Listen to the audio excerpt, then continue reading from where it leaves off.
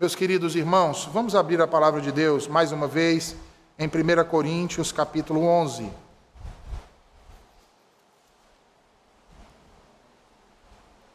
Primeira Coríntios, capítulo de número 11.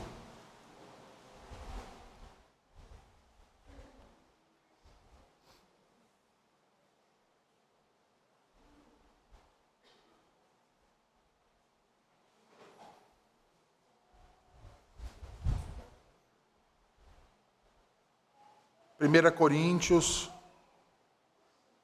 capítulo de número 11, assim diz o Senhor. Sede meus imitadores, como também eu sou de Cristo. Até aqui, meus irmãos. Oremos mais uma vez ao Senhor.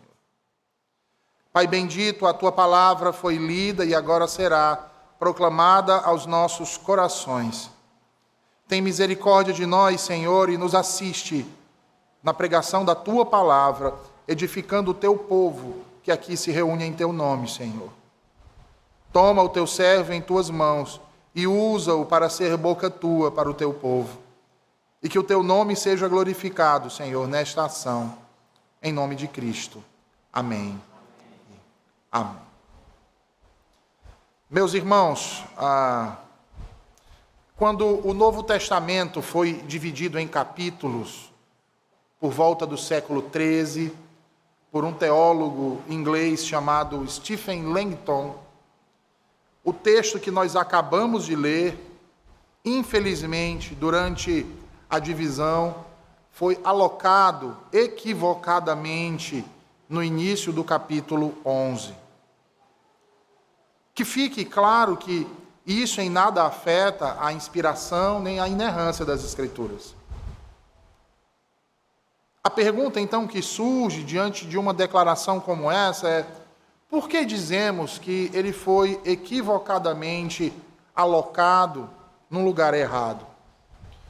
Porque, de forma clara e bastante contundente, percebe-se que, pelo contexto, este versículo, o primeiro versículo do capítulo 11, que acabamos de ler, está vinculado ao assunto do capítulo anterior, encerrando assim o assunto do capítulo anterior, onde Paulo vinha tratando de questões sobre o comportamento dos cristãos de Corinto que vinham abusando da liberdade, pois pensavam que, uma vez que tudo lhes era lícito, eram, portanto, livres para comer e beber o que quisessem, quando, onde e com quem assim o quisessem. E ali nós vimos que Paulo vai lembrá-los que nem tudo que é lícito fazer convém que seja feito. Nem tudo que é permitido fazer de fato traz edificação ou de fato é proveitoso. E ele nos lembra ainda que tudo o que fazemos então deve sempre ser feito visando um fim último. E que fim último é esse que Paulo então os ensina? A glória de Deus. Tudo, portanto, que um cristão deve fazer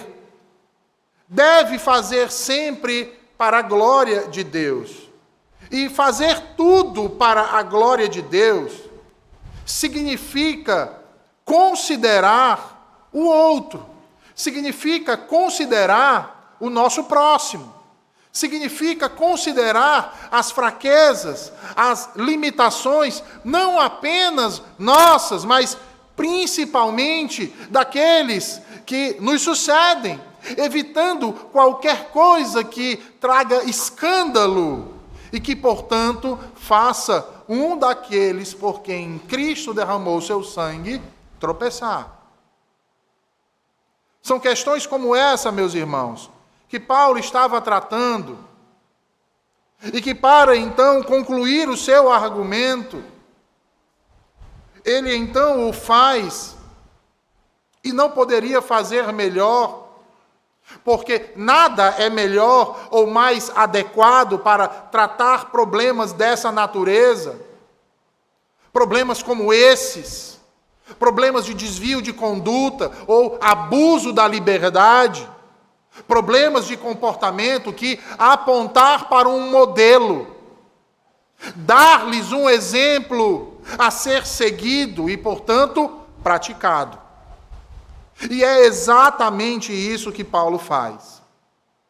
Ele encerra a questão através de uma ordem, através de um imperativo, uma ordem explícita.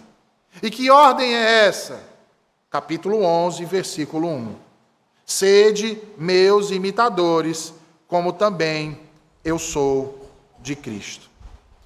Observem que essas palavras que Paulo escreve aqui trazem uma ênfase que recai de modo contundente no exemplo de Cristo, como sendo este o padrão de conduta e, portanto, de relacionamento de todo cristão. E percebam aí a importância dessa palavra nos nossos dias. Dias em que muitos de nós têm tomado, ao longo de nossa existência, exemplos que, na verdade, não são exemplos, modelos tirados das mais variadas coisas e pessoas que o mundo exibe. Paulo vai dizer: o nosso exemplo, o nosso modelo, a quem devemos olhar e nos espelhar na vida, não é outro a não ser Jesus Cristo. E Paulo não está falando isso como que dando um conselho, irmãos. Paulo não está falando aqui como se estivesse apenas trazendo uma orientação aos cristãos. Paulo está dando uma ordem. O uso do verbo aqui, no modo imperativo, deixa isso muito claro. E não é uma ordem que depende de algo milagroso, como alguns intentam em dizer. Eu só vou mudar o dia que Deus quiser que eu mude. Eu só vou passar a agir assim o dia que Deus quiser que eu passe a agir assim. O verbo, inclusive, aqui na voz médio-passiva, na segunda pessoa do plural, nos confirma que esse tipo de entendimento está completamente errado. A ideia de Paulo aqui, então, é dizer: vocês devem fazer como eu. Olhem para mim.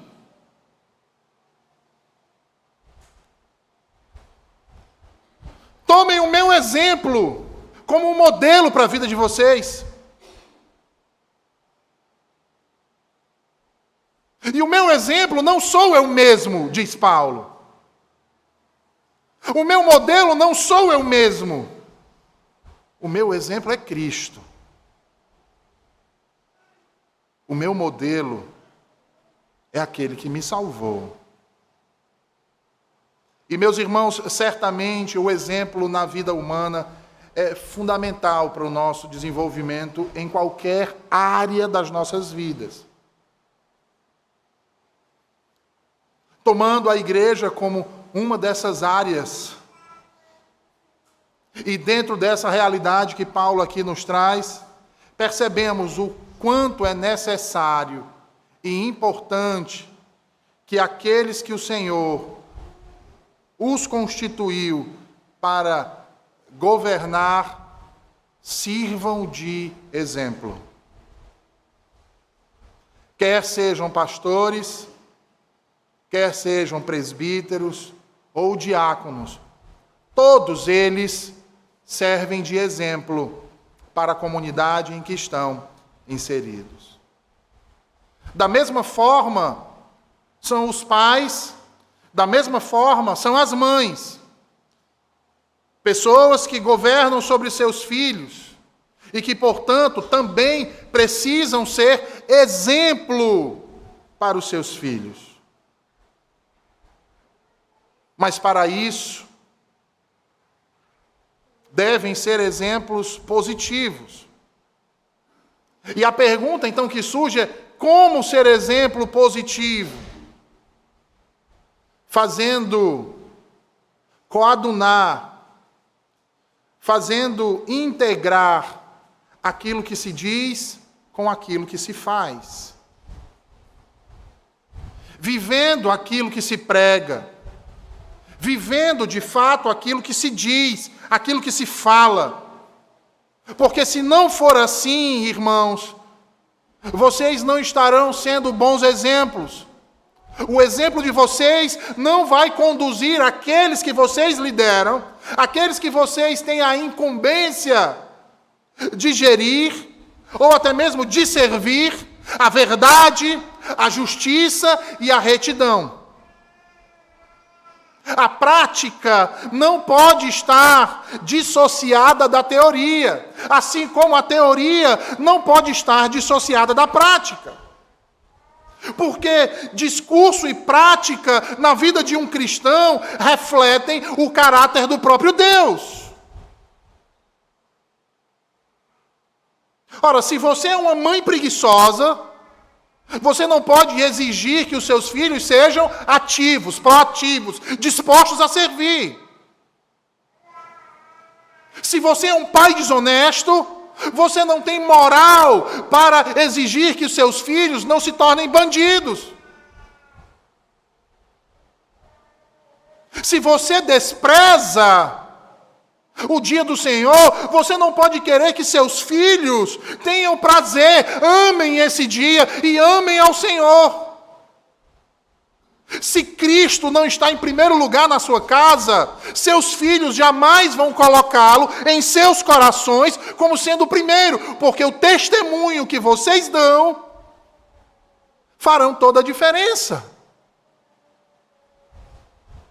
Mas, infelizmente, sabe qual é a diferença quando discurso e atitude não se coadunam? É negativo. É negativo. E aplicando a nossa realidade, sabe por que nós temos tantos filhos de crente que nascem e crescem na igreja e se tornam descrentes? A culpa não é da igreja. A culpa é dos pais, que foram negligentes, que viveram um cristianismo ralo, do meio para baixo, que falavam da importância de Cristo, mas as suas atitudes colocavam outras coisas acima de Cristo. Entendem, irmãos? O nosso discurso não pode contradizer as nossas ações, como as nossas ações não podem ser contrárias ao nosso discurso. No mundo tem um ditado que diz assim: faça o que eu digo, mas não faça o que eu faço. Na Escritura, o que a Escritura nos diz é: sede meus imitadores, como eu sou de Cristo. A nossa vida, o nosso discurso devem estar coadunados. Por quê? Por quê? Porque ele reflete o caráter do próprio Deus. Um Deus que não apenas fala, um Deus que não apenas ensina, mas um Deus que executa o que diz, que dá exemplo, que pratica o que diz, que vive o que diz. O Deus que fala, meus irmãos, é também o Deus que opera, é também o Deus que age, é também o Deus que faz. E isso fica muito claro desde a criação. Vá para Gênesis capítulo 1, por favor.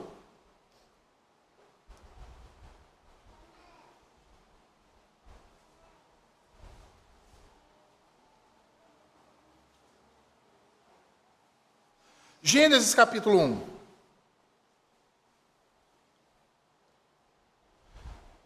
Vejam aí os versículos 3 a 9. E percebam, irmãos, que a narrativa da criação, como através da narrativa da criação, nós podemos vislumbrar essa realidade do que está sendo dito aqui na prática. O Deus que fala, o Deus que faz. Aquilo que é dito se realiza, é executado, é posto em ação. Observe aí, em cada dia criativo, em cada palavra criativa, em cada ordenança criativa de Deus, vemos também a sua ação, o seu agir como Criador. Vejam aí os versículos 3 a 9. Disse Deus, haja luz. E o que acontece? Qual é a ação que acontece em seguida, irmãos? Houve luz. Deus não apenas disse, olha, tem que ter luz. Houve luz, fez-se luz. E Deus então chama a luz dia e as trevas noite, a tarde e manhã, o primeiro dia. Vejam o versículo 6, e disse Deus, haja firmamento no meio das águas e separação entre águas e águas. E o que acontece? Depois da palavra dita, vem a ação. Fez, pois, Deus o firmamento e a separação entre as águas debaixo do firmamento e as águas sobre o firmamento. E assim se fez. Versículo 9. Disse também Deus, ajuntem-se as águas debaixo dos céus, num só lugar, e apareça a porção seca. E assim se fez. Vejam, Deus diz, e aquilo que foi dito é feito. Deus fala, e aquilo que foi falado se faz. Sabe o que isso quer dizer? Exemplo. Deus está nos dando um modelo, desde que criou todas as coisas. Aquilo que se diz deve ser feito, ou aquilo que se faz deve condizer com o que é dito. Observem que o modo como Deus faz, o modo como Deus cria, irmãos, serve de exemplo para a nossa vida. Serve de exemplo para as nossas ações. Tanto é que no sexto dia nós vamos ter o relato da criação do homem e da mulher. Quer ver outro exemplo que Deus está nos dando? É na criação do homem e da mulher. Deus poderia tê-los criado ao mesmo tempo, como iguais, sim ou não? Ele não fez o homem do pó da terra? Ele poderia ter feito o homem e a mulher do pó da terra, ali, na mesma hora. Mas ele não o fez. Por quê? Por que que ele não os criou ao mesmo tempo?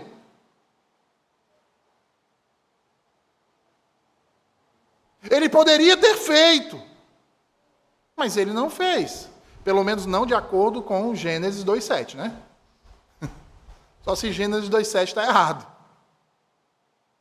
Mas ele poderia, não poderia? Ele não é Deus. Por que ele não fez? Porque primeiro ele cria o homem do pó da terra e cria a mulher a partir do homem.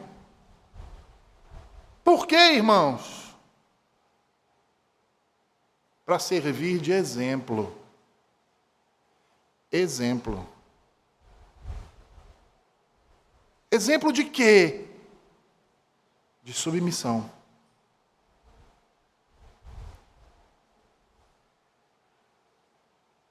De submissão. Entendem? E esse assunto a gente vai entrar a partir do versículo 2. Um outro exemplo que Deus nos dá aqui é o sétimo dia.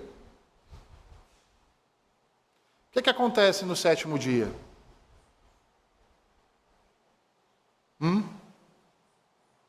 Deus descansa, mas Deus se cansa? Deus por acaso se afadiga?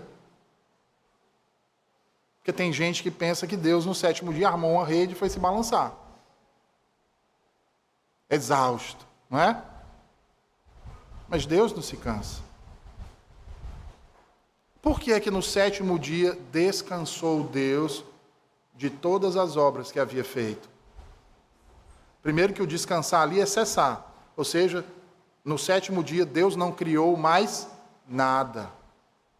Tudo que Deus criou, Ele criou em 6 dias. E no 7º Ele cessou as obras da criação.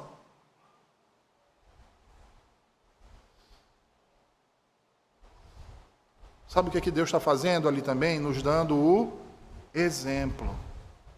Que em 6 dias nós faríamos toda a nossa obra. Mas que um dia em 7, nós teríamos que descansar. Cessar de todas as obras que fazemos nos outros 6. Deus estabelece uma lei. Através do exemplo. É por isso que, quando os 10 mandamentos são entregues a Moisés, em tábuas de pedra, como é que começa o 4º mandamento? Lembra-te.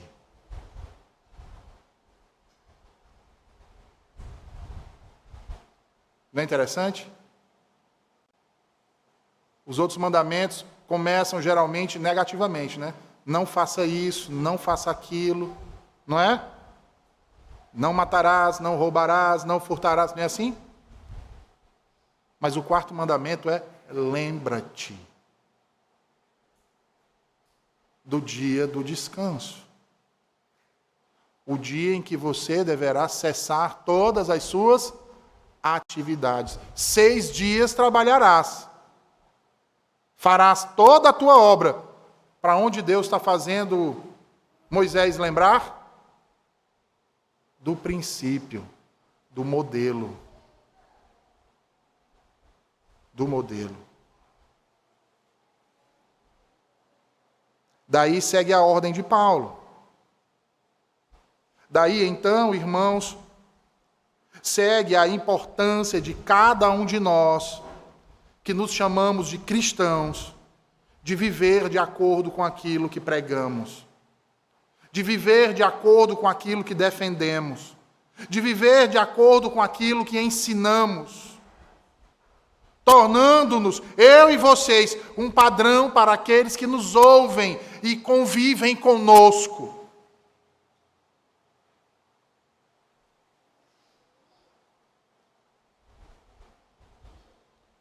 Por que daqueles que nos ouvem e convivem conosco? Porque não obrigatoriamente são apenas os nossos irmãos da igreja.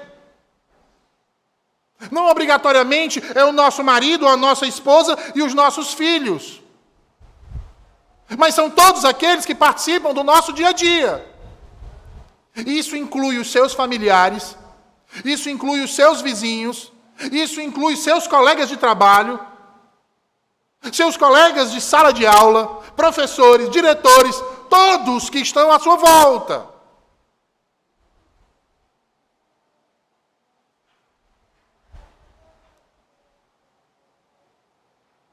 Porque ao carregar como seu sobrenome o nome de Deus, você deve testemunhar daquilo que o seu Deus é.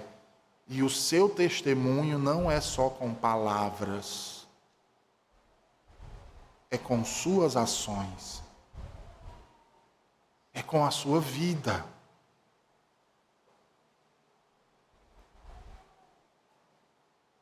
Percebem como o exemplo é tão fundamental nas nossas vidas? Por isso o exemplo é uma ordem.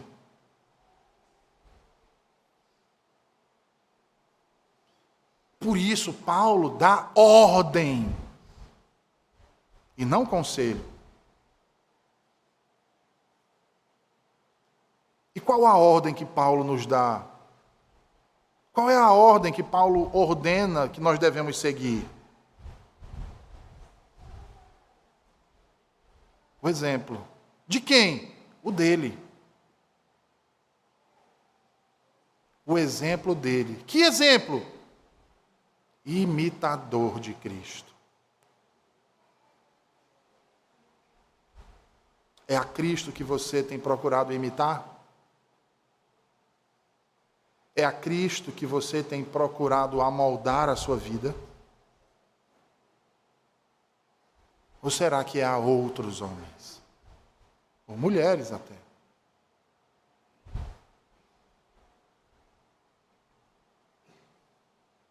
Sede meus imitadores, como eu sou imitador de Cristo. Duas coisas precisam ser destacadas aqui, meus irmãos. Primeiro destaque é que a ordem de Paulo não é para que façamos aquilo que antes ele mesmo não tivesse posto em prática. Vou repetir. A primeira coisa que nós precisamos destacar nas palavras de Paulo aqui é que Paulo não está ordenando que façamos algo que ele mesmo antes não tivesse colocado em prática, ou seja, não estivesse fazendo.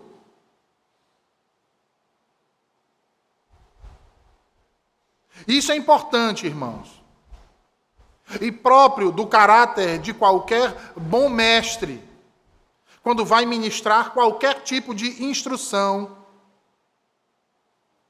em termos verbais. Ele não o faz sem antes estar preparado a transformá-las em atitudes reais, suas. E com isso eu quero dizer o quê? Que o que instrui, ele não é perfeito. Ele também aprende. Mas antes dele obrigar, ou seja, ordenar os outros a fazer aquilo que ele está dizendo, ele mesmo, se não faz, precisa ter capacidade e coragem e agora o desejo de fazer. Caso contrário, ele não poderia ordenar. E se ordenasse, não seria um bom mestre. Seria um hipócrita. Um sepulcro caiado. Lembram dos fariseus?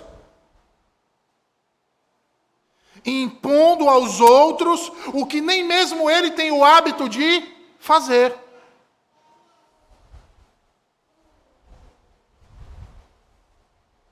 Percebem o cuidado, irmãos, com as nossas palavras e as nossas ações?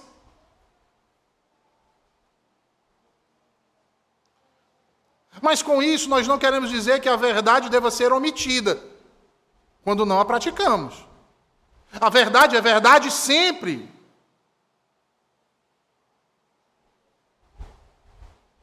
Porque o fato de nós não praticarmos não significa dizer que devemos ignorar ou deixar de lado essa realidade, essa verdade que está sendo ensinada. Pelo contrário, se é verdade e é ensinado e eu estou errado, eu devo mudar.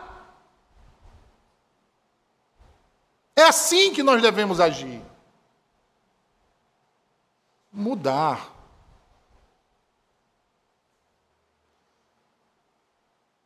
E não podemos ficar esperando algo cair do céu para nós mudarmos.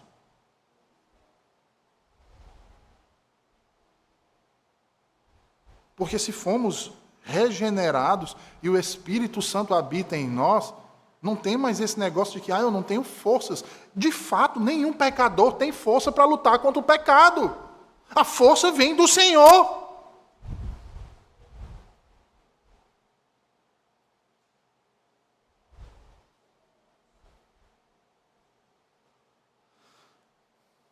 No entanto, é preciso tomar cuidado também por um outro aspecto.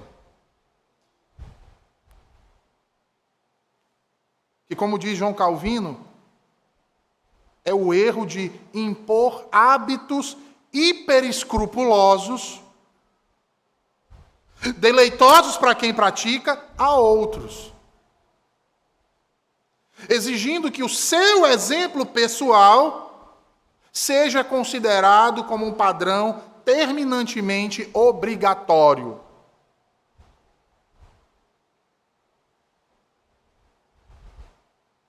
O que é que eu quero dizer com isso? Eu quero dizer com isso aqueles que, por exemplo, na minha casa não tem televisão. Televisão é obra do diabo, então nenhum de vocês pode ter televisão em casa, se vocês quiserem realmente servir a Cristo. Ninguém pode ter televisão. Se na sua casa não tem televisão, ótimo, meu irmão.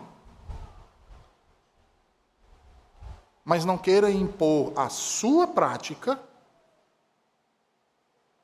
aos demais, porque eles não devem se tornar como você.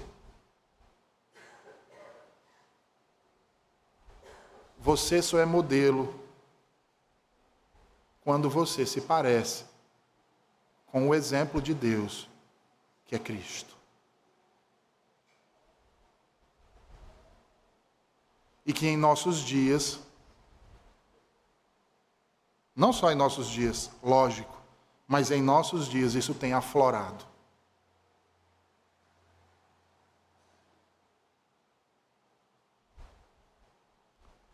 E muito, irmãos. Está cheio de mestres de internet aí, dizendo o que você deve fazer ou deixar de fazer pelo exemplo dos homens. Não de Cristo. Dos homens.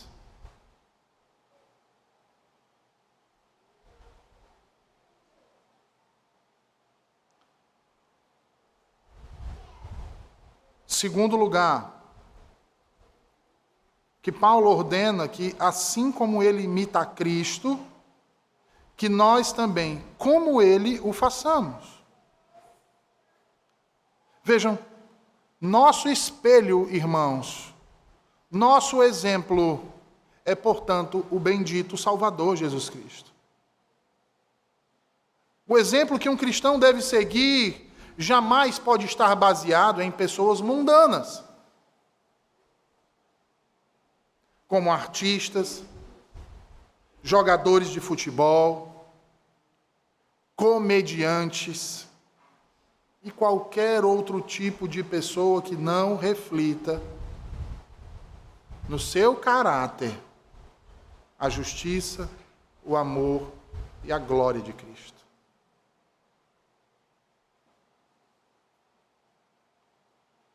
Ultimamente é mais difícil de ver isso, mas eu cresci, parte da minha infância e adolescência, indo com a minha mãe muitas vezes no centro da cidade para comprar roupas. E às vezes a gente passava e via os camelôs gritando, e aquelas lojas mais populares dizendo: olha, está na promoção o vestido da Tieta, o vestido da Açucena, o vestido da atriz não sei o quê. E 15, 20 pessoas desesperadas para levar o vestido daquela atriz, daquela personagem.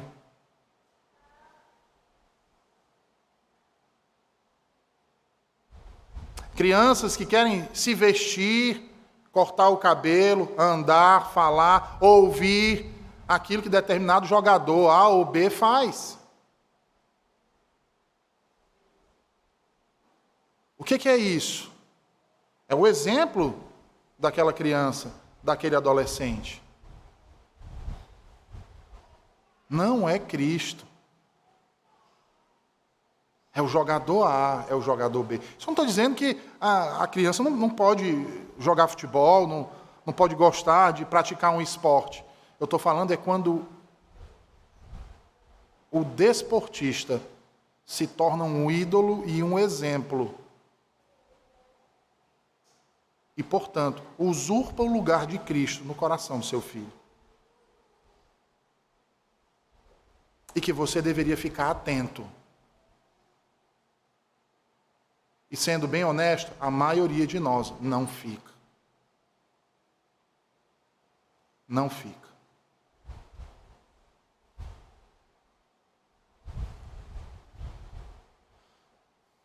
Mas não é só o exemplo de pessoas do mundo.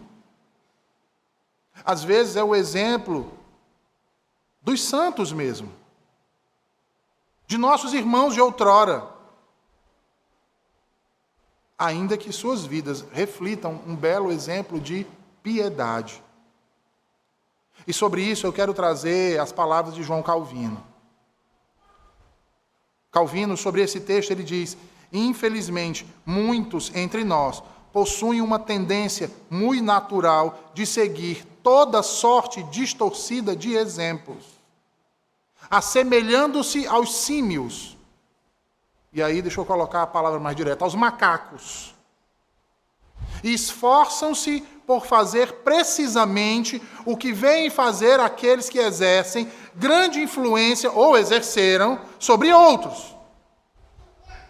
Além do mais, estamos a par do volume de mazelas trazidas para dentro da igreja por esta irracional avidez de imitar-se tudo quanto foi ou é praticado pelos santos, sem qualquer exceção. Abrindo aqui um parênteses ao que Calvino está dizendo, Calvino está dizendo o seguinte: vocês estão tomando ídolos.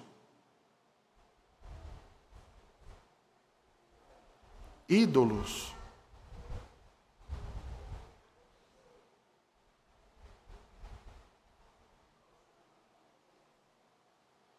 Continuando, a citação de Calvino. Eis a razão porque devemos ser muito precavidos em conservar as palavras de Paulo, a fim de evitarmos que sejamos encontrados seguindo tão somente a homens. Tão somente a homens. Qual era um dos erros corintianos? Eleger homens para seguir, e não Cristo.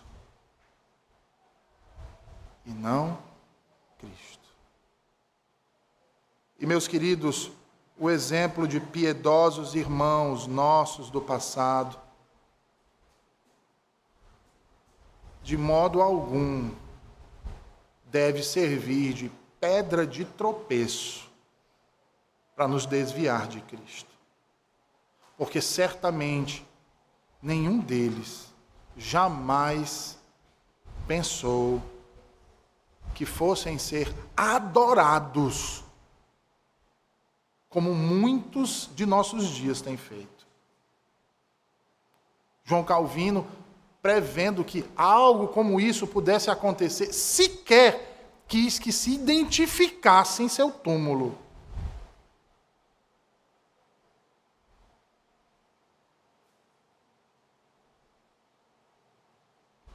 É triste, irmãos, ver jovens crentes até mesmo se travestindo na internet com coisas do passado, quando deveriam estar preocupados em mudar suas vidas e se assemelharem a Cristo. Estão mais preocupados a se assemelhar a determinados movimentos importantíssimos e indiscutíveis.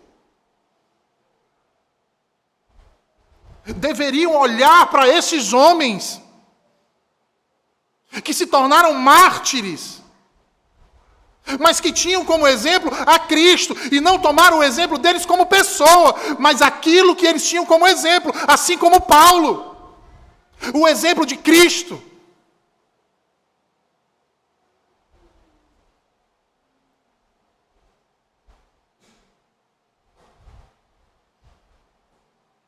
Porque, de outra sorte, irmãos, o nome disso é idolatria.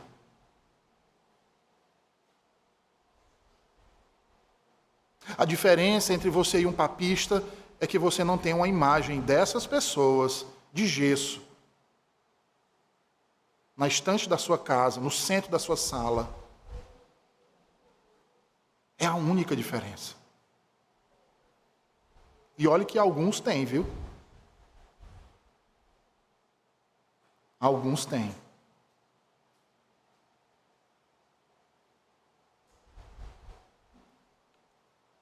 Nós temos vivido em meio a uma geração de evangélicos idólatras, que busca sua autorrealização na fabricação de ídolos. Surfistas ideológicos dormem com uma ideologia e amanhecem com outra. Quanto mais radical, melhor.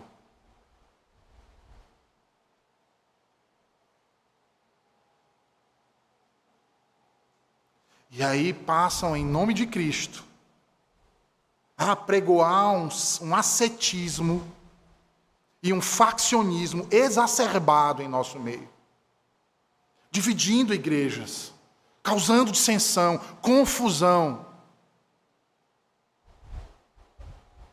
promovendo escândalo, gerando ódio, segregação e utilizando-se de nomes de irmãos piedosos do passado. E principalmente de seus escritos, na esmagadora maioria das vezes, distorcidos,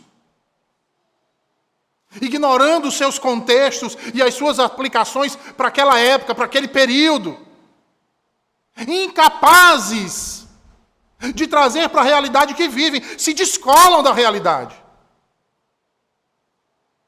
O nosso exemplo é Cristo.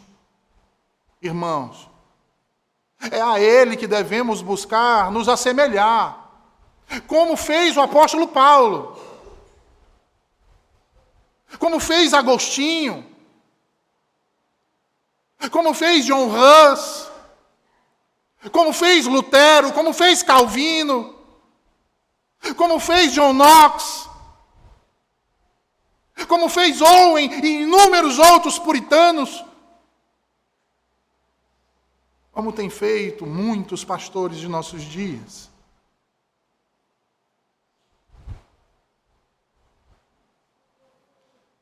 Como foi Paulo, como foi Pedro, como foi João. Sejamos semelhantes a Cristo no seu amor, na sua obediência, na sua humildade, na prática da verdade, na justiça, na compaixão, na perseverança, na alegria e nos sofrimentos, por amor da verdade. Que o Senhor nos ajude, irmãos. Vamos orar? Senhor Deus, nós te agradecemos por tua palavra, pregada nessa manhã e aplicada aos nossos corações. Nos ajuda, Senhor, e dá-nos o entendimento que tanto necessitamos para vivermos de modo agradável na tua presença, Senhor. E nos transforma à semelhança do teu Filho, nosso Senhor e Salvador Jesus Cristo, para que façamos todas as coisas para o louvor da tua glória, em nome de Jesus. Amém e amém.